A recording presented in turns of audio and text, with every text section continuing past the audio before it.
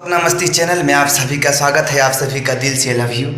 और आज हम आपको बता दें कि आज ऐसे ही हम थोड़ा सा काम कर रहे थे और काम करते करते याद आया, एक लाइन मुझे याद आया और मैं आ गया आप लोग के बीच में परोसने के लिए। एकदम बिल्कुल नया है, बिल्कुल नया गाना है एकदम।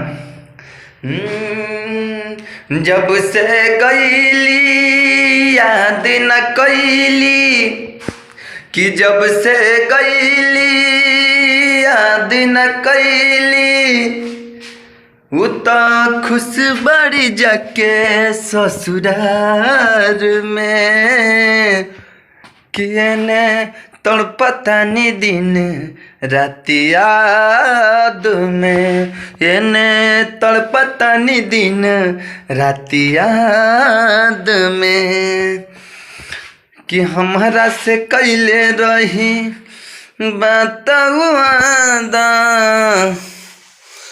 काहे बदलली जान अपन इरादा।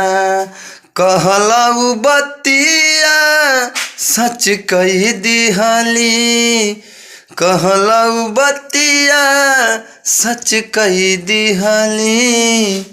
चली गईली वो चली गईली।